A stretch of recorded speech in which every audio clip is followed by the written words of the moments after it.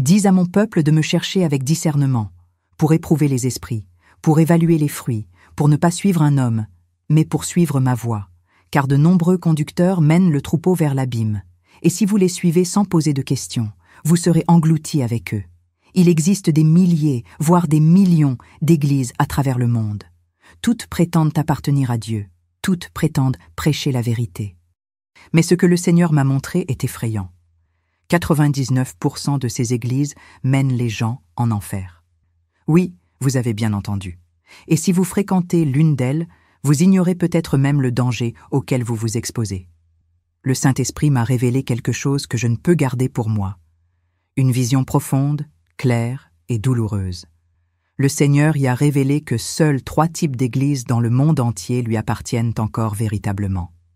3. Seulement 3. Et si l'église que vous fréquentez ne correspond à aucune de ces catégories, il est urgent de repenser votre cheminement. Sinon, votre destination finale pourrait ne pas être le paradis. Je ne veux pas vous choquer émotionnellement. Je ne suis pas là pour vous divertir, et encore moins pour vous faire plaisir. Je suis là pour vous avertir. Vous devez entendre ce message jusqu'au bout. Et après cela, priez, brisez-vous, recherchez le discernement. Car seul Dieu peut confirmer cette vérité dans votre esprit. Mais s'il l'a confirmée dans le mien, peut-être vous appelle-t-il aujourd'hui. Je sais que ce message va bouleverser les gens. Il provoquera un malaise, un choc, voire un rejet. Mais après ce que j'ai vu, ce que j'ai vécu, ce que le Seigneur m'a montré de mes propres yeux, je ne peux plus me taire.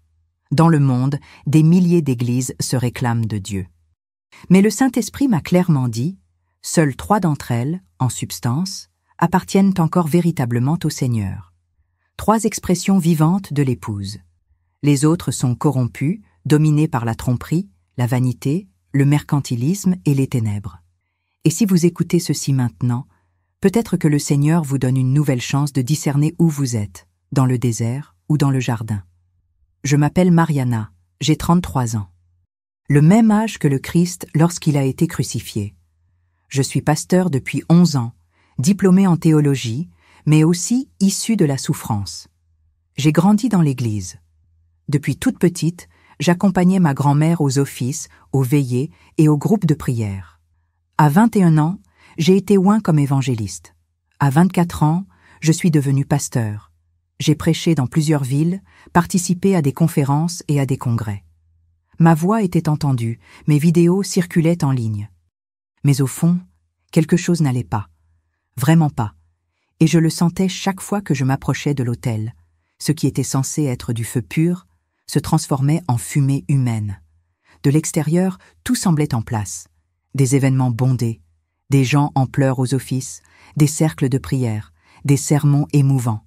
Mais en coulisses, j'ai vu l'envers du décor. Des luttes pour les micros, des dirigeants manipulant des personnes fragiles, des promesses financières déguisées en foi. Et pire encore, des cœurs vides, des ministères arides, des dirigeants impénitents. Je me suis demandé, était-ce ce que Jésus voulait dire lorsqu'il a dit « Je bâtirai mon Église » ? Était-il mort pour cela ? C'est alors que j'ai commencé à prier avec plus de force, plus de faim, plus de désespoir.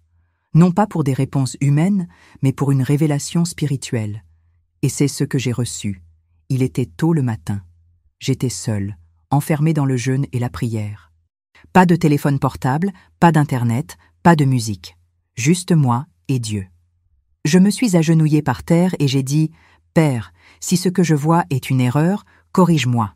Mais si ce que je ressens est l'appel de ton esprit, alors montre-moi, révèle-moi, déchire le voile. » Et à ce moment-là, quelque chose s'est produit. Mes bras sont devenus lourds, mes paupières se sont baissées d'elles-mêmes. Mais je ne dormais pas. J'étais éveillé. Je ressentais chaque cellule de mon corps. Mais je ne pouvais pas bouger. C'est alors que mon esprit a été emporté. Et ce que j'ai vu a tout changé. Ça m'a marqué, ça m'a brisé, ça m'a réveillé. La première chose que j'ai vue, c'était un désert. Mais pas n'importe lequel. C'était un endroit mort, sec et fissuré. J'ai vu des gens marcher, mais ils ne marchaient pas.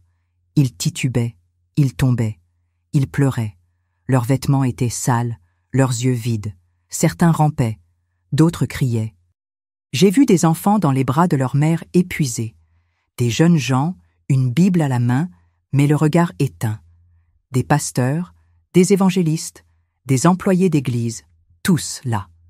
Et le pire, c'est qu'ils pensaient tous aller au paradis. C'était un peuple religieux, mais spirituellement mort. J'ai essayé de crier, mais aucun son n'est sorti. Et puis j'ai entendu une voix, forte, profonde, sainte. La voix disait « Ce sont ceux qui sont dans les églises et qui ne sont pas les miennes. Ils suivent les chefs, les préceptes, les traditions, mais ils ne me suivent pas. Ils prêchent sur moi, mais ils ne me connaissent pas. Ils chantent le paradis, mais ils vont en enfer. Partout dans le monde, il y en a des millions. Dans les églises, mais hors de ma volonté. » J'ai tremblé, j'ai pleuré. Et puis j'ai vu quelque chose qui m'a complètement brisé. Des ossements desséchés sur le chemin, des squelettes, des corps déchus. Et la voix continuait. Ils sont morts spirituellement dans les églises. Il leur manquait la vie. Il leur manquait la repentance. Il leur manquait ma présence. Je n'ai pas pu le supporter. J'ai fermé les yeux. Et j'ai été emporté. Le paysage désertique disparut en un clin d'œil, comme si quelqu'un avait tourné la page d'un livre spirituel. Quand je rouvris les yeux, j'étais ailleurs. C'était un jardin. Mais pas le jardin ordinaire que nous voyons ici sur Terre. C'était comme si tout y vivait. Le vent chantait, l'herbe respirait, les fleurs semblaient danser en adoration. Je n'étais plus désespéré. Il y avait la paix. Non pas la paix artificielle des mots, mais une paix qui envahissait l'âme comme de l'eau propre dans une tasse sale. Autour de moi, je voyais des gens, mais ils étaient différents. Leurs vêtements étaient blancs, leurs yeux brillaient de lumière. Ces gens souriaient, ils se touchaient affectueusement. Certains mangeaient des fruits d'arbres que je n'avais jamais vus auparavant. D'autres buvaient l'eau cristalline d'une rivière qui coulait entre les rochers. Tout là-bas vibrait de vie. Il n'y avait ni précipitation, ni pression, ni compétition. C'était comme si chacun avait trouvé ce que nous cherchions depuis toujours, le repos. Je me suis agenouillé à nouveau, incapable de retenir mes larmes. Puis la voix est revenue, la même qui m'avait parlé dans le désert. Mais maintenant, c'était comme un père qui me parlait avec tendresse. Il a dit « Ceux-là appartiennent à ma véritable Église à travers le monde. L'Église qui est toujours la mienne. L'épouse qui s'est préparée. » Je suis resté silencieux. La voix a continué. « Je vais te montrer les 3 seules églises qui m'appartiennent vraiment. Je ne parle pas de confession ni d'adresse. Je parle d'essence, de principe, de fondement. » Puis, il m'a conduit à 3 endroits, 3 autels, 3 différentes manifestations d'adoration qui touchent encore au ciel. La première était simple, une humble congrégation, peu de membres, pas de luxe, mais il y avait la vérité.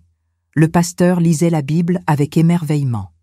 Les gens jeûnaient, priaient et recherchaient une repentance sincère. Il n'y avait aucune manipulation, aucun spectacle. Le Saint-Esprit était au centre. Et il a dit « Voici l'église de la vérité. » Ils m'obéissent. La deuxième église qu'il m'a montrée était en plein air. Un groupe de frères et sœurs servait à manger aux sans-abri. D'autres priaient pour les veuves. Des jeunes nettoyaient les maisons de retraite. J'ai vu un pasteur laver les pieds d'une femme malade. Ce n'était pas une comédie. C'était du service. C'était de l'amour sans micro, sans caméra, sans projecteur. Et là, la présence de Dieu était palpable. C'était comme si chaque acte de compassion illuminait le ciel. Le Seigneur m'a dit « C'est l'église du service. Ils me représentent lorsqu'ils servent ceux qui n'ont rien. Ils lavent les pieds de ceux que le monde rejette. » Et j'ai pleuré une fois de plus. Je n'ai pas pu m'empêcher de pleurer.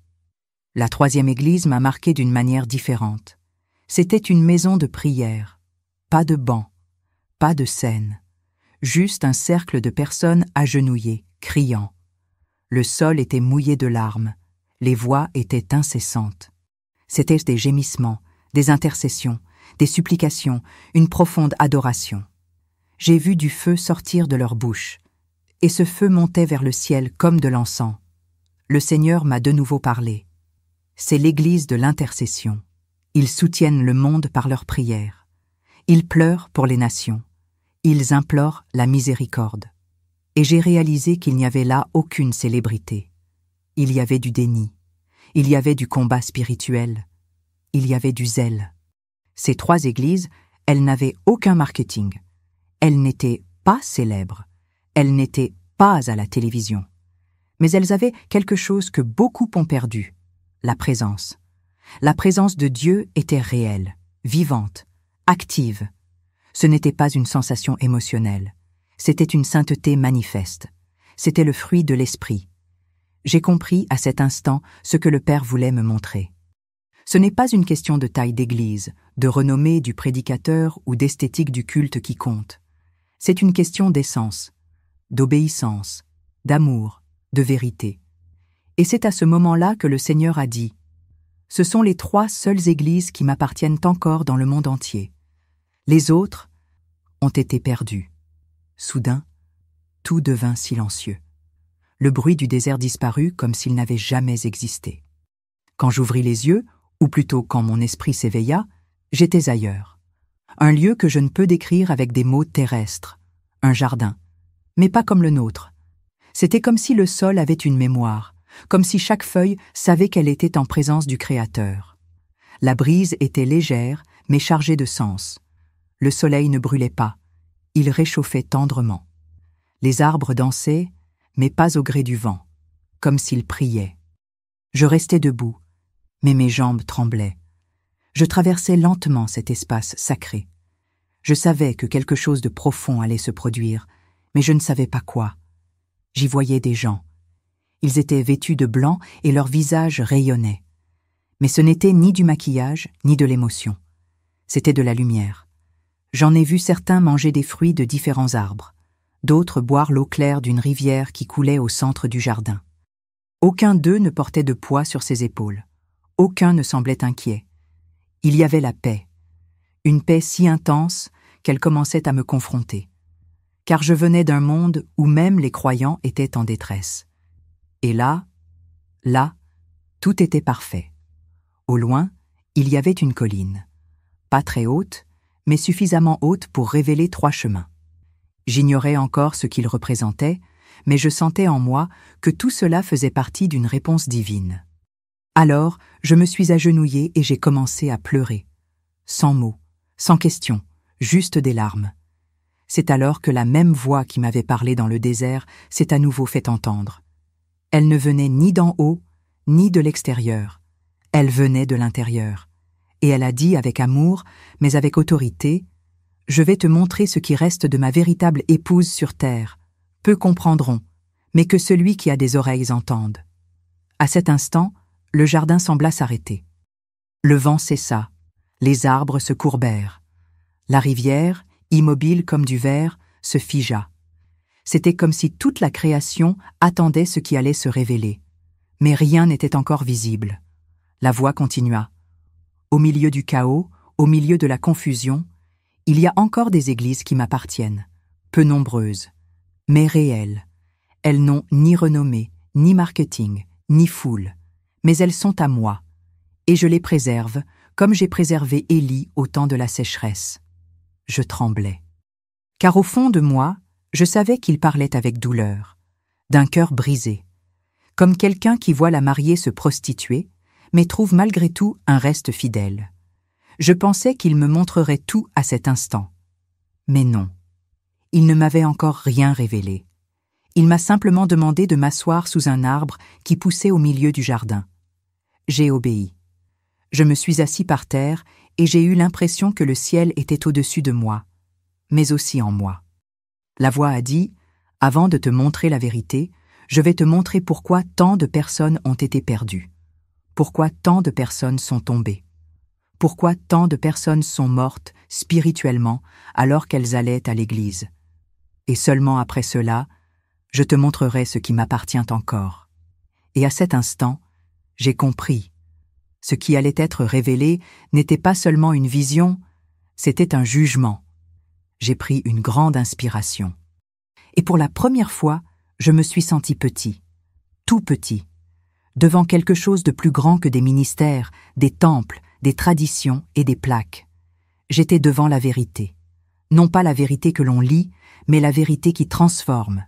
Et il a répété, « Dans le monde entier, mon Église est mise à l'épreuve, et ceux qui ne discernent pas le temps seront perdus, même s'ils se croient sauvés. » Et c'est ainsi que le deuxième scénario s'est terminé. Pas d'explication. Pas de précipitation. Juste une promesse en suspens.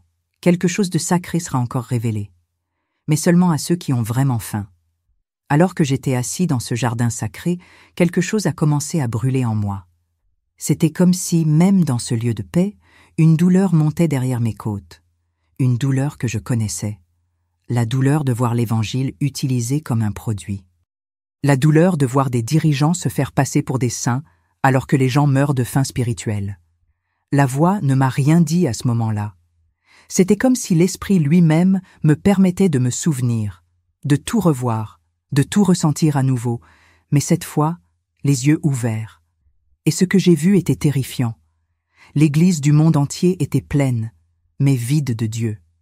J'ai vu des temples gigantesques, des églises géantes, des bâtiments immenses, des écrans géants, des lumières, des effets spéciaux, des chœurs en harmonie, des ministres au micro doré, des chairs luxueuses. Mais lorsque l'Esprit m'a donné le discernement, j'ai vu ce que l'œil humain ne peut voir. Les prières ne s'élevaient pas. Les louanges n'atteignaient pas les cieux. Les mots étaient beaux mais creux. C'étaient des répétitions sans vie. Tout était fait pour les hommes, pas pour Dieu. Et le peuple, affamé, applaudissait. Il chantait, il pleurait. Mais ce n'était pas de la repentance, c'était de l'émotion, de la manipulation émotionnelle. Un théâtre invisible, déguisé en adoration. J'ai vu des pasteurs qui ont bien commencé, mais qui ont tout vendu. Ceux qui prêchaient autrefois en pleurant, prêchent maintenant sous contrat. Des prédicateurs avec des objectifs précis, des prédicateurs de scène, des pasteurs qui disent « Ainsi parle le Seigneur », sans même avoir prié pour l'entendre. Des missionnaires qui négocient la dîme comme s'il s'agissait d'un marché. Et lorsqu'ils tentent de se justifier, ils disent « C'est pour l'œuvre ». Mais l'œuvre est un luxe et les gens restent désorientés. Le ciel ne reconnaît pas ces mains sales. Pire encore, les foules suivent ces hommes comme s'ils étaient des dieux. Comme si Jésus n'était qu'un détail du culte et non son maître. J'ai aussi vu de petites églises cachées, mais tout aussi corrompues. Des ministères de quartier où la chair devenait un trône pour l'ego du dirigeant. Des églises où seuls les ouins pouvaient toucher le micro, où seuls les membres de la famille dirigeaient, où la Bible devenait un outil pour manipuler les décisions. J'ai vu des gens exclus pour désaccord avec le pasteur. J'ai vu des campagnes inventées pour collecter des offrandes inutiles. Et lorsque quelqu'un essayait de le signaler, il était réduit au silence avec des phrases comme « Ne touchez pas aux oins » ou « Vous êtes en rébellion ». Mais qui était le véritable rebelle? Et puis l'Esprit m'a montré quelque chose d'encore plus dur, des gens comme ça. C'est vrai. Les gens aiment les faux prophètes, parce qu'ils leur disent ce qu'ils veulent entendre. Ils ne confrontent pas le péché. Ils ne parlent pas de sainteté. Ils n'exigent pas le renoncement. Ils ne demandent pas la croix. Et comme beaucoup ne veulent pas mourir au monde, ils préfèrent ces pasteurs qui les installent confortablement dans l'erreur. Et ainsi se forme le cycle de la tromperie. Des dirigeants vaniteux et des croyants paresseux, tous ensemble dans des temples sans feu. Dieu est à la porte, mais personne ne l'entend frapper. Puis, la voix est revenue, avec tristesse, avec une douleur que je n'avais jamais ressentie auparavant.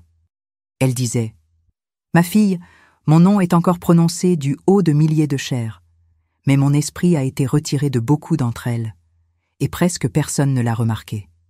Ma présence a été échangée contre des applaudissements, mes paroles contre du coaching, ma croix contre de fausses promesses de succès. C'est pourquoi il y a tant de désert qui se fait passer pour un temple. En entendant cela, je me suis remise à pleurer. Mais cette fois, ce n'était pas seulement pour moi. C'était pour l'Église. L'Église qui s'était égarée, pensant que tout allait bien. Après cette douloureuse révélation sur l'état de l'Église dans le monde, je pensais que le Seigneur me laisserait me reposer. Mais non. Le jardin s'est assombri quelques instants. Ce n'était pas l'obscurité, C'était une pause, comme si le ciel prenait une profonde inspiration avant de révéler quelque chose d'encore plus profond. La voix reprit la parole, mais cette fois d'un ton plus ferme. Tu dois voir ce qui se cache derrière les autels. Tu dois voir avec les yeux de l'esprit ce que beaucoup refusent d'admettre. Et soudain, le décor a changé. J'ai été transporté à plusieurs endroits à la fois, comme si je flottais parmi des milliers d'églises et que je voyais ce que personne d'autre ne voit. La première vision se déroulait à l'intérieur d'un temple gigantesque. Lumière colorée, musique forte, gens criant, sautant, pleurant. Tout semblait vivant. Mais lorsque le Seigneur a ouvert mes yeux spirituels, je me suis figé. Derrière la chair, j'ai aperçu une silhouette sombre. Un homme bien habillé, tenant une Bible ouverte, mais les yeux vides. Et derrière lui, telle une ombre collée à son corps, se tenait une créature difforme et sombre, aux yeux flamboyants et à la bouche pleine de dents acérées. C'était un démon. Il murmurait à l'oreille du prédicateur, et le prédicateur répétait chaque mot dans le microphone, comme si c'était la voix de Dieu.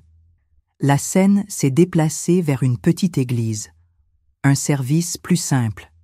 Mais là, l'Esprit m'a révélé quelque chose d'encore plus troublant.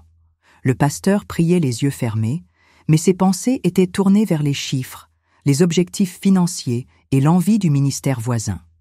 Derrière lui, j'ai vu des serpents enroulés autour d'instruments de musique et un trône noir érigé dans un coin de l'autel. J'ai demandé au Seigneur, mais il chante des cantiques, il prie, et la voix a répondu « Oui, mais pour moi, ce n'est pas le cas. Cet autel a été profané il y a des années. Il célèbre des services, mais le Saint-Esprit n'est plus là. » J'ai frissonné de tout mon corps. J'ai continué à être guidé par des visions successives. J'ai vu des églises organiser des campagnes prophétiques où les gens faisaient des offrandes sous l'emprise de l'émotion. J'ai vu des responsables imposer les mains sur la tête des fidèles, le cœur empreint de haine et de vanité. J'ai vu des services où le nom de Jésus était crié, mais où sa présence était absente. Et dans beaucoup de ces endroits, j'ai vu des démons sourire, assis sur les bancs, applaudissant, se nourrissant d'idolâtrie, d'ignorance, de vanité et d'orgueil spirituel. Et lorsque j'ai demandé au Seigneur pourquoi cela se produisait, il a répondu avec douleur « Parce que mon peuple aime la tromperie ». Et puis, il m'a montré les coulisses. Derrière de nombreux ministères apparemment saints, j'ai vu des pactes avec les ténèbres. J'ai vu des contrats signés avec le sang. J'ai vu des prédicateurs recevoir l'onction d'hommes qui ne s'agenouillent jamais. J'ai vu des dirigeants rechercher le pouvoir, la gloire et la visibilité au lieu de sauver des âmes. L'autel est devenu une passerelle, la chair une scène, l'offrande une monnaie d'échange, l'onction une mise en scène. L'Esprit m'a dit « Ma fille, beaucoup utilisent mon nom, mais ils servent l'esprit de l'Antéchrist. Et des millions suivent aveuglément ces hommes, pensant me servir. » Alors le Seigneur m'a parlé clairement. « Je t'ai montré le désert, je t'ai montré le jardin, je t'ai montré les faux autels. Maintenant, je vais te montrer ce qui m'appartient encore. Mais avant cela, sois prévenu, le temps presse. Je sépare déjà le bon grain de l'ivraie. Quiconque continue de suivre les apparences sera emporté par le courant de la perdition. » Je me suis agenouillée, tremblante, en pleurs, et j'ai demandé « Seigneur, montre-moi ce qui t'appartient encore, montre-moi où il y a encore de la vie. Car le monde est confus, les églises sont confuses, ta voix doit être entendue. » Et le ciel est resté silencieux pendant quelques secondes. C'est alors que la voix a dit « Il est temps ». Et j'ai su que quelque chose allait être révélé. Pas un lieu, pas une adresse, mais une vérité qui sépare le faux du vrai. Les 3 églises, le reste, l'épouse qui attend toujours le véritable époux. J'ai pris une profonde inspiration, sachant que ce qui allait suivre serait trop sacré pour être ignoré. Quand la voix dit « C'est l'heure », quelque chose changea dans l'atmosphère. Le jardin resplendit davantage. Le ciel sembla descendre. L'air devint lourd, mais sans oppression. C'était un poids de gloire. Mes yeux se fermèrent d'eux-mêmes. Et puis, une nouvelle vision me guida. Cette fois, il n'y avait plus de confusion, plus de désert, plus d'obscurité. J'aperçus une petite congrégation simple, sans luxe. Le bâtiment était modeste. Les chaises étaient en plastique. Il n'y avait ni scène, ni écran, ni orchestre professionnel. Mais il y avait là quelque chose que je n'avais pas ressenti depuis longtemps. La présence du Saint-Esprit était vivante, palpable, palpitante. J'ai vu un pasteur agenouillé à l'autel avant le début du service. Il ne priait pas pour impressionner. Il ne répétait pas de slogan. Il pleurait simplement, brisé en demandant « Seigneur, laisse-moi diminuer afin que tu puisses grandir. » Au début du service, la parole fut lue avec émerveillement. Aucune déformation, aucune manipulation, aucune hérésie. C'était la pure écriture. Et les gens écoutaient avec avidité, comme ceux qui, sur une terre aride, attendent une goutte d'eau. J'ai vu des jeunes les mains levées, non par émotion, mais par repentance. J'ai vu des enfants prier. J'ai vu des gens confesser leurs péchés, sans crainte, car il y avait de la vérité, il y avait de la peur. Et le Seigneur m'a dit, « C'est la première Église au monde qui m'appartient encore, l'Église de la vérité. Elle ne se soumet pas au système. Elle ne négocie pas l'Évangile. Elle ne dépend ni du nombre, ni des goûts, ni du public. Elle dépend de moi. Les pasteurs de cette Église préfèrent perdre des membres que plaire aux hommes. Ils prêchent la repentance. Ils parlent du péché. Ils montrent la croix du doigt, pas eux-mêmes. » En entendant cela, j'ai fondu en larmes, car je savais que beaucoup de pasteurs avaient commencé ainsi, mais avaient changé avec le temps. Cette Église était un miracle au milieu du chaos.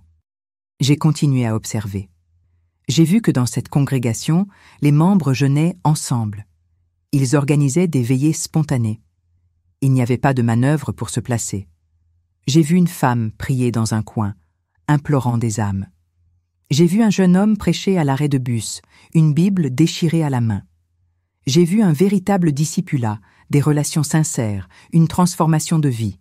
Ce n'était pas une église parfaite, mais elle était authentique. Ils ne prétendaient pas être ce qu'ils n'étaient pas. Ils ne cachaient pas leurs défauts, mais chacun recherchait davantage Dieu. Et cette quête était sincère. C'est cette sincérité qui maintenait cet autel allumé. La voix du Seigneur parla de nouveau. Cette fois, sur un ton mêlant douleur et joie, « Il en reste peu qui demeurent dans la vérité. Beaucoup ont commencé ainsi, mais ont tout vendu. Mais cette Église, je soutiens celle-ci. Je visite celle-ci. J'écoute celle-là. » J'ai demandé au Seigneur, « Mais où sont ces églises, Père? Comment puis-je les trouver ?» Il répondit, « On ne les trouve pas avec un GPS, on les discerne dans l'esprit. Elles sont petites, parfois cachées, mais elles sont une lumière dans les ténèbres. J'en ai toujours préservé un reste. Et j'ai compris qu'elles ne sont pas concentrées dans un seul pays ou une seule ville. Elles sont dispersées à travers le monde, invisibles pour beaucoup, mais connues de Dieu. Et avant que je puisse en demander davantage, l'Esprit m'a averti, « Je vais maintenant te montrer le deuxième, celui qui porte mon cœur, celui qui marche comme mon Fils a marché. Car il y a une vérité qui doit être complétée par des actes.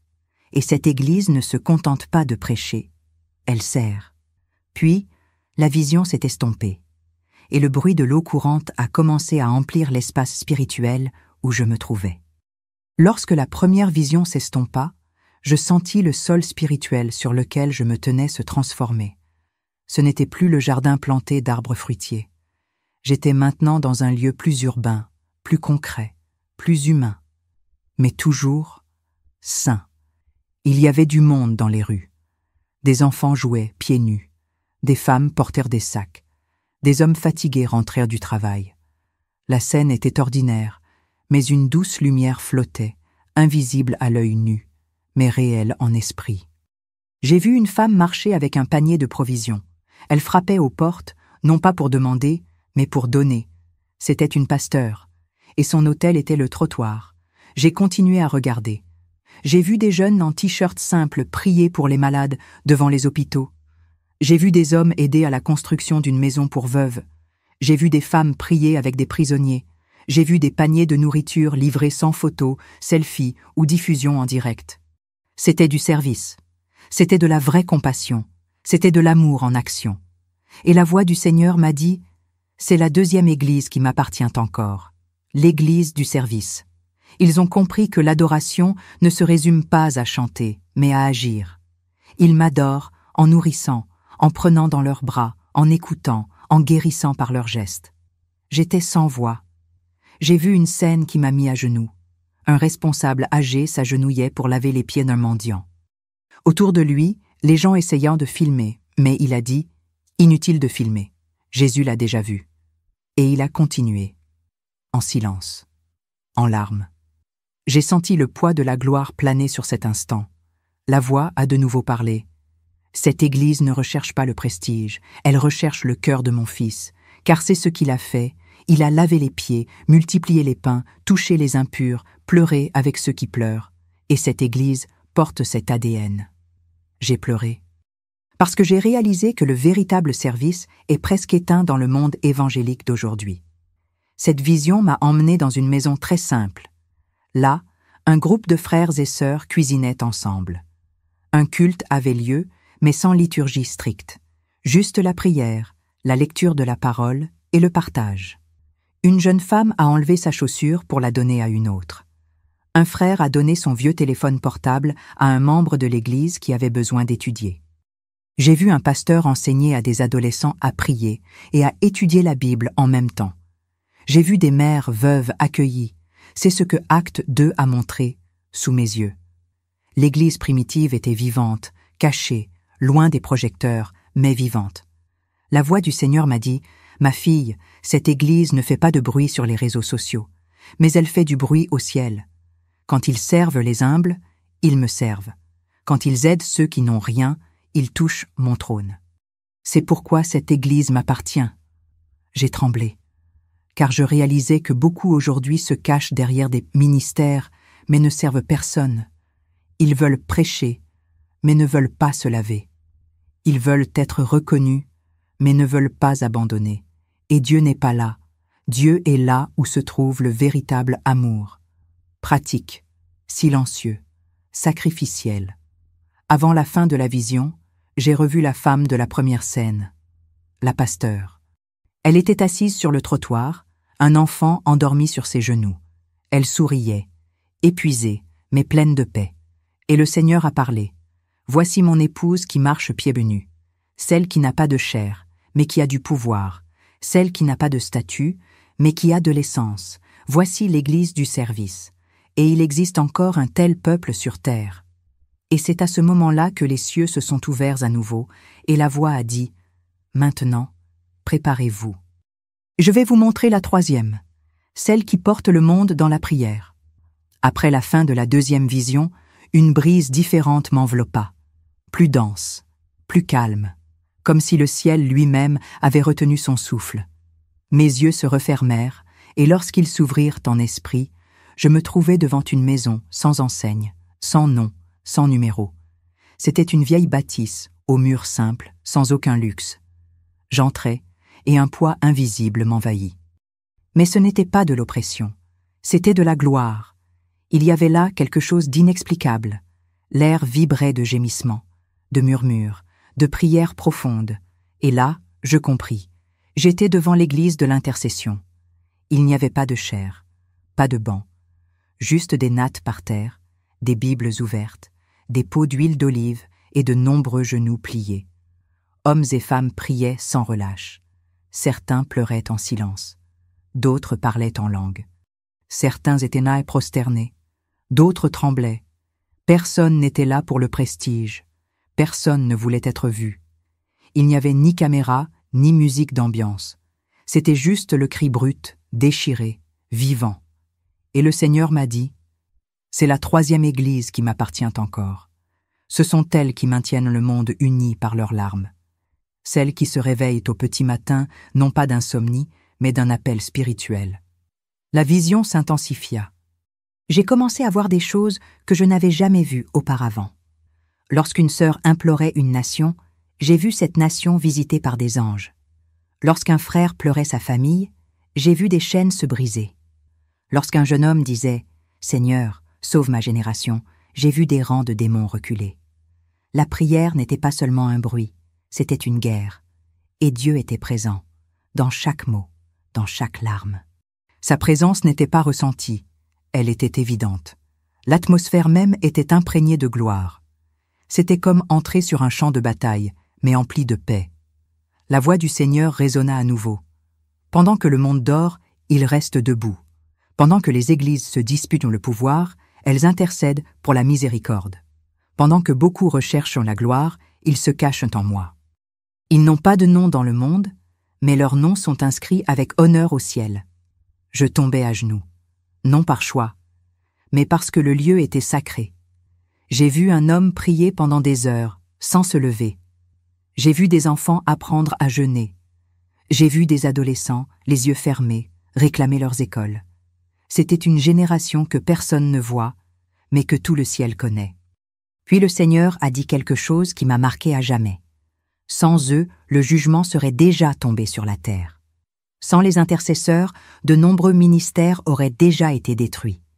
C'est grâce aux prières de cette Église qu'il est encore temps de se repentir. Et j'ai compris. Cette Église soutient tout. Elle ne se vante pas, mais elle est le fondement.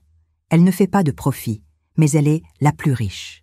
Elle ne s'habille pas de pourpre, mais porte des vêtements blancs. Elle est méprisée des hommes, mais honorée de Dieu. J'ai pleuré, car je savais que j'avais négligé l'intercession dans l'effervescence du ministère. Avant la fin de la vision, j'ai vu une carte du monde se former dans le ciel. Sur celle-ci, des points lumineux sont apparus en divers endroits, au Brésil, en Asie, en Afrique, en Europe et au Moyen-Orient. La voix a dit « Ce sont mes véritables sentinelles. Ils sont dispersés, ils ne se connaissent pas. Mais ils sont tous liés par l'Esprit. Ils forment l'Église de l'intercession, la dernière ligne de défense avant le jugement. Puis, tout s'est estompé, et le jardin est revenu, mais cette fois avec une lueur différente, car maintenant, les 3 églises avaient été révélées, et la suite serait encore plus cruelle.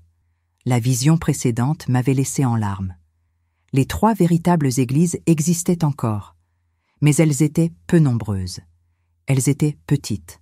Elles étaient discrètes. Et puis, comme un éclair tombé du ciel, le Saint-Esprit dit « Je vais vous montrer ce que beaucoup considèrent comme une église, mais c'est une tromperie, très organisée, très séduisante, mais complètement corrompue. » Mes yeux se sont rouverts, et j'ai été emmené dans un grand temple, immense, brillant, rempli. Une chorale chantait, des lumières dansaient au plafond, des écrans diffusaient des images époustouflantes. Mais quand j'ai regardé avec les yeux de l'esprit, j'ai failli crier. Derrière la chair, j'ai vu des serpents enroulés autour des colonnes. J'ai vu des démons déguisés en lumière, marchant parmi l'assemblée. J'ai vu des gens les yeux fermés, les bras levés, mais les mains enchaînées spirituellement. J'ai vu un pasteur prêcher avec passion, mais ce qui sortait de sa bouche n'était que pourriture, fumée, mensonge. Et derrière lui, une silhouette sombre lui murmurait à l'oreille. La même voix maléfique que j'avais entendue au début. Cette voix qui dit « Dis ce qui plaît, dis ce qui vend, dis ce qui attire. » Et il a obéi. Le peuple a applaudi. Mais le ciel était silencieux. La présence de Dieu n'était pas là. Cette vision m'a emmené ailleurs. J'ai vu des églises plus petites, avec des responsables qui aimaient être appelés prophètes, mais qui prophétisaient avec leur âme. Ils disaient « Dieu le dit », alors qu'il ne s'agissait que de manipulation émotionnelle. J'ai vu des campagnes aux thèmes inventés, de fausses révélations, des transferts d'objets oints. J'ai vu des gens humiliés à l'autel au nom de la délivrance. J'ai vu de prétendus apôtres faire payer pour prier. J'ai vu des pasteurs utiliser des Bibles ouvertes comme boucliers, tout en vendant des indulgences modernes sous leur propre nom. Et les gens, aveugles, trouvaient tout cela normal, parce que cela semblait spirituel. L'Esprit me parla d'un ton ferme. Ces églises ne sont pas les miennes, elles appartiennent à l'esprit de l'Antéchrist. Ce sont des synagogues de Satan déguisées en temples. Elles prêchent le succès, mais ne préparent pas les gens à l'enlèvement. Elles parlent de miracles, mais ignorent la repentance. Elles sont grandes aux yeux des hommes, mais elles sont pourries à l'intérieur. J'ai senti un poids m'envahir, un cri étouffé, une douleur profonde. car je savais que des millions de personnes se trouvaient à l'intérieur de ces lieux en ce moment même, pensant servir Dieu. La scène s'est répétée aux 4 coins du monde. J'ai vu des églises dans différents pays, différentes langues, différents styles, mais la même tromperie, la même structure, la même source spirituelle corrompue. Le système religieux était complètement infiltré, et peu s'en rendirent compte. J'ai vu des croyants s'agenouiller devant des pasteurs. J'ai vu des gens idolâtrer des dirigeants. J'ai vu des multitudes être conduites dans l'abîme en chantant des louanges. Et puis, le ciel a de nouveau parlé. Ma fille, beaucoup de ces gens ont commencé avec moi, mais ils ont échangé ma gloire contre un statut social. Ils ont abandonné la croix, ils ont oublié le calvaire. J'ai vu un dernier autel, le plus imposant. La foule a crié « Au feu! Au feu! Au feu !» Et le feu est venu. Mais ce n'était pas le feu de Dieu. C'était un feu étrange, un feu de manipulation, de vanité et de sensualité. Les gens tombaient, sautaient, pleuraient, mais ils ne changeaient pas. Ils quittaient les services comme ils y étaient entrés, parce qu'il n'y avait pas de confrontation. Il n'y avait pas de croix. Il n'y avait pas de vérité. Juste une performance, un spectacle. Et à la fin de la vision, l'Esprit a dit avec douleur « Ces églises m'ont rejeté. Je ne leur manque plus. Seuls les applaudissements leur manquent. » Et les gens se sont habitués à vivre sans ma présence. Après la dernière vision, je me suis senti sans force. Mon esprit était brisé. C'était comme si le poids de la vérité avait anéanti toutes les illusions qui m'avaient autrefois accompagné. Le Seigneur m'a laissé en silence quelques minutes, comme s'il respectait la douleur de ce qui avait été révélé. Mais ensuite, d'une voix pleine d'autorité et de compassion, il a parlé. « Ma fille, ce n'est pas une question de nom de l'Église. Ce n'est pas une question de signe. Ce n'est pas une question de ministère humain. C'est une question d'essence. C'est une question d'esprit. C'est une question de mon corps. Beaucoup s'attachent aux apparences, mais s'éloignent de la vérité. J'ai eu une vision d'un homme entrant dans une église traditionnelle. Costume impeccable, Bible à la main. Il s'assit au premier banc. Il chanta les cantiques. Il applaudit le prédicateur. Il fit l'offrande. Mais en partant, il retourna au même péché. Rien en lui n'avait changé. La même scène se reproduisit dans les églises pentecôtistes, modernes, charismatiques et progressistes. Dans toutes, j'ai observé le même schéma. Des gens faisant confiance à la structure, et non à l'esprit. Le Seigneur dit alors, « Ils se croient en sécurité parce qu'ils ont un pasteur, un temple, une position. » Mais je n'en ai jamais rencontré beaucoup. J'ai vu des groupes se disputer sur des doctrines, se disputer sur des détails théologiques. Certains affirmaient que seuls ceux qui observent le sabbat seront sauvés. D'autres que seul le baptême de feu garantit le ciel. J'ai vu des églises s'attaquer les unes aux autres, se traitant mutuellement d'hérésie. Mais, intérieurement, elles étaient toutes vides de présence. L'Esprit a dit « La guerre des signes a distrait mon peuple. Tandis qu'ils se disputent des noms, ils oublient mon caractère. Tandis qu'ils se disputent sur des systèmes, ils ignorent ma sainteté. » Cela m'a profondément blessé, car je savais que beaucoup étaient sincères, mais trompés. Le Seigneur m'a alors montré ce qu'il voit lorsqu'il regarde l'Église. Il ne voit pas de CNPJ, Registre national des personnes morales. Il ne voit pas de style musical. Il ne voit pas de vêtements. Il voit des fruits. Il voit un genou plié. Il voit la repentance. Il voit des cris sincères. Ceux qui lui appartiennent, les 3 révélés, n'ont pas de critères esthétiques fixes. Ils existent là où règne la vérité, le service et l'intercession. Et pour cette raison, beaucoup peuvent être membres d'une église célèbre, et pourtant être spirituellement morts. Car ce qui définit une véritable église, ce n'est pas le nom sur la porte, mais la présence de l'Esprit dans la maison. J'ai vu des gens guidés par leur héritage familial. J'ai toujours fréquenté l'église ici, ma mère m'y a élevé. D'autres, par attachement émotionnel, j'aime le culte, je me sens bien ici. Et d'autres, par peur, si je pars, on me traitera de rebelle. Mais le Seigneur a crié dans mon esprit, « Si je ne suis plus ici, pourquoi es-tu encore là? Si l'autel a été profané, pourquoi applaudis-tu encore ?» Ce fut comme un tremblement de terre dans mon âme. C'était comme si Dieu ébranlait tous les raisonnements humains, car l'éternité ne respecte pas la tradition, elle respecte l'obéissance. Et puis le Seigneur m'a donné des instructions claires. Dis à mon peuple de me chercher avec discernement, pour éprouver les esprits, pour évaluer les fruits, pour ne pas suivre un homme, mais pour suivre ma voie, car beaucoup de chefs mènent le troupeau vers l'abîme, et si tu les suis sans poser de questions, tu seras englouti avec eux. J'ai senti le poids de la responsabilité peser sur moi.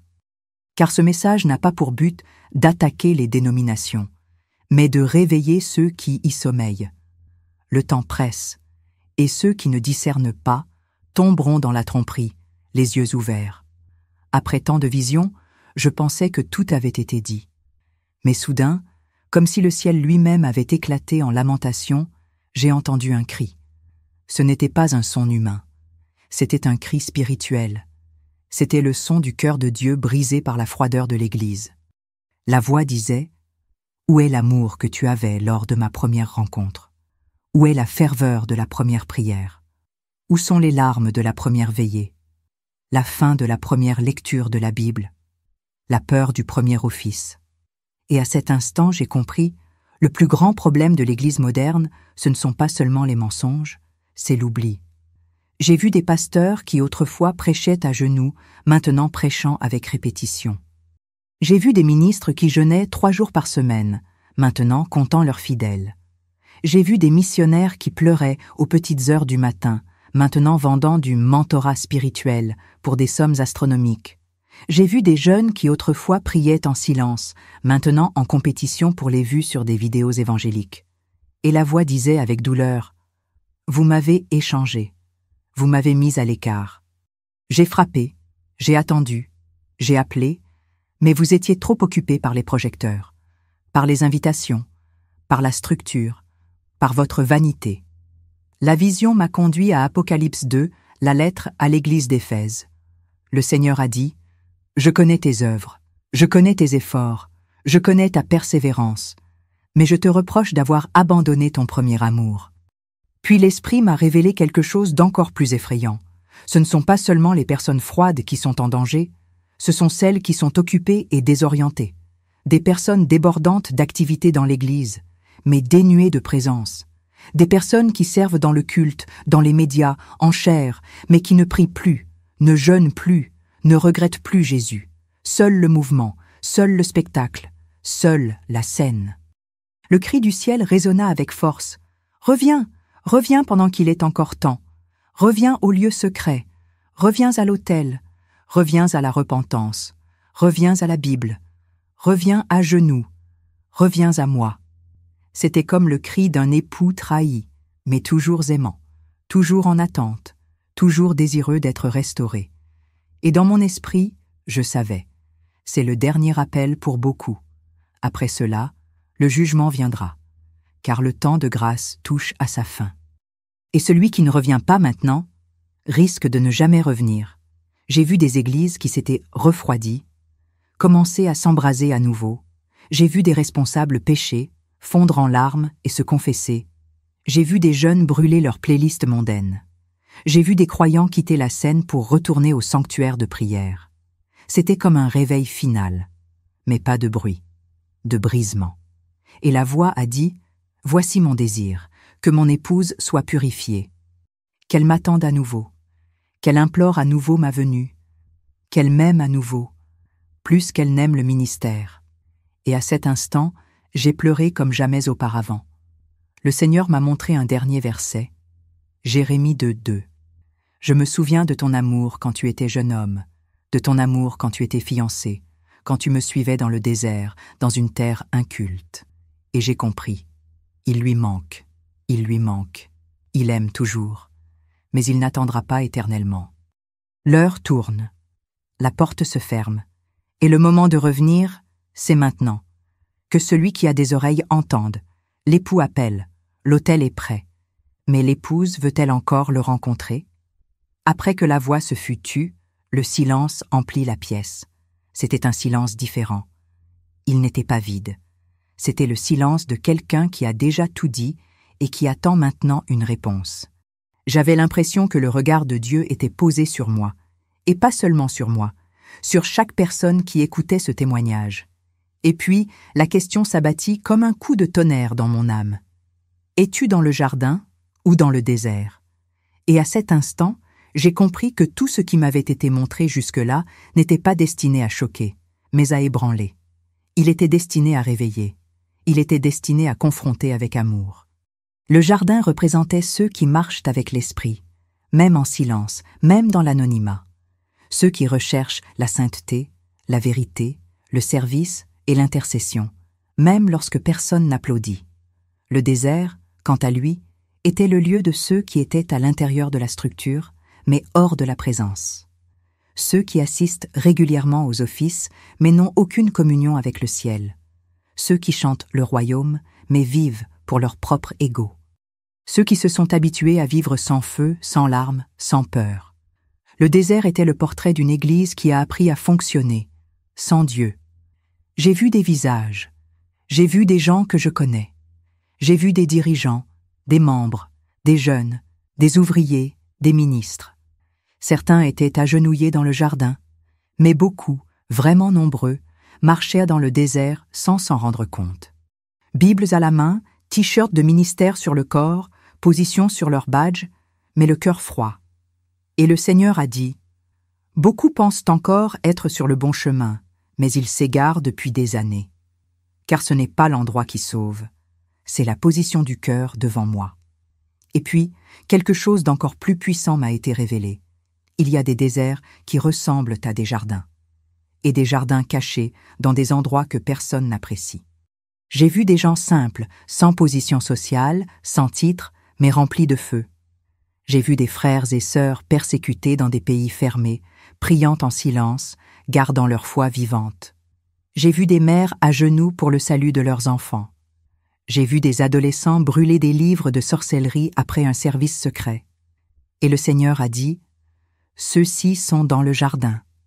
Même s'ils sont entourés de désert, mon esprit habite en eux. Car le jardin n'est pas un lieu physique. C'est un état spirituel. C'est là que je suis. Et c'est à ce moment-là que j'ai compris. Peu importe que vous soyez dans une cathédrale ou dans une petite pièce. Ce qui compte, c'est que le ciel reconnaisse votre voix. » La question s'adressait alors à chacun de ceux qui entendèrent cette vidéo. Et le Seigneur m'a dit « Demande-leur, me ressentez-vous encore quand vous priez? Pleurez-vous encore quand vous me cherchez? Entendez-vous encore ma voix quand vous lisez la parole? Ou tout est-il devenu routine, obligation, performance? » L'Esprit les sondait un par un. Le temps des spectacles est révolu. Le temps des masques est tombé. Maintenant, il n'y a plus que vous et Dieu. Sans votre Église, sans votre pasteur, sans votre position. Juste votre cœur nu devant lui. Et la question est directe. Êtes-vous dans le jardin ou mourrez-vous dans le désert en pensant que tout va bien?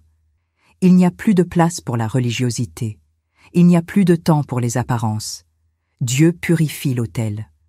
Et quiconque ne prend pas position maintenant sera emporté par le flot de la tromperie. Mais il appelle toujours. Il attend toujours. Il invite toujours. Il se tient les bras ouverts, prêt à restaurer le premier amour, à raviver la flamme, à reconstruire l'intimité. Mais il n'envahira pas. Il n'entre que si vous ouvrez. Et la décision, maintenant, c'est à vous. Le jardin se dressait toujours devant moi, silencieux, sacré, empli d'une gloire que seuls ceux qui sont complètement brisés peuvent ressentir. J'étais assis là, l'esprit tremblant et le cœur brisé, non pas à cause des visions, mais à cause des âmes, pour les multitudes qui restent trompées, fréquentant des églises que Dieu n'a jamais reconnues.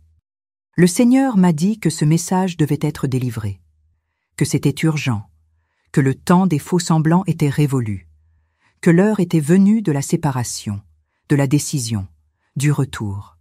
Et donc, même s'il me juge, même s'il m'ignore, je dois le délivrer.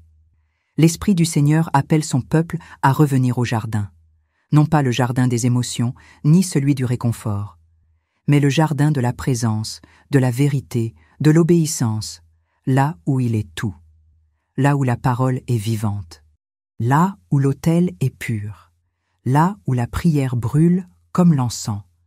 C'est là qu'il veut vous emmener. Mais d'abord, vous devez quitter le désert. Et pour quitter le désert, vous devez reconnaître que vous y êtes. Vous devez avoir le courage d'admettre que votre foi s'est refroidie, que l'adoration est devenue routinière, que l'autel est vide. Vous devez cesser de suivre les voies humaines et revenir à l'écoute de l'esprit.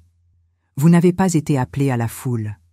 Vous avez été appelé à l'intimité. Le jardin est l'endroit où Dieu parle doucement, mais transforme tout. C'est là qu'il guérit, confronte, pardonne, renouvelle et envoie. Mais il n'accueille dans le jardin que ceux qui quittent le désert. Peu importe que vous soyez dans un temple géant ou une simple église. Ce qui compte, c'est: y a-t-il de la vérité? Y a-t-il du service? Y a-t-il de l'intercession? Ou participez-vous simplement à un rituel aride et sans vie, sans croix? Ce message est votre chance. Dieu ne vous laisserait pas l'entendre en vain. Il y a un but, il y a un appel, et il résonne maintenant. Ne l'ignorez pas. Ne le remettez pas à plus tard. Il vous faudra peut-être une décision pour ressentir à nouveau la présence qui vous enflammait autrefois. Mais pour cela, vous devez vous humilier. Vous devez vous repentir. Vous devez renoncer à l'orgueil, aux distractions et à la religiosité. Vous devez prier comme si vous réclamiez de l'air. Vous devez dire: Seigneur, je reviens. Sors-moi du désert, replante-moi dans ton jardin. Et si vous le faites sincèrement, préparez-vous, car l'Esprit viendra. Il vous visitera, il vous purifiera, il vous restaurera, et il vous montrera laquelle de ces 3 églises respire encore près de vous. Il vous ramènera à la maison. Et après qu'il ait fait cela, ne restez pas silencieux. Cette vérité ne peut être cachée. Vous connaissez des gens qui sont coincés dans le désert et qui ne le savent même pas. Des pasteurs qui ont bien commencé et qui se sont perdus. Des jeunes qui n'ont jamais connu le vrai Jésus. Des familles entières mourant dans des églises corrompues. Vous avez été avertis. À votre tour d'avertir. Partagez ce message avec ceux que vous aimez, ceux que vous craignez, ceux que vous ne voulez pas voir perdus. Cette révélation ne me concerne pas. Elle concerne le corps, elle concerne l'épouse, elle concerne le ciel. Le Seigneur attend toujours. Il est encore temps. Mais le temps presse. La séparation a déjà commencé. Le blé et l'ivraie sont déjà séparés. Et la dernière trompette n'attendra personne. Sortez du désert. Retournez au jardin. Trouvez l'église qui est toujours la sienne. Et préparez-vous, car l'époux vient.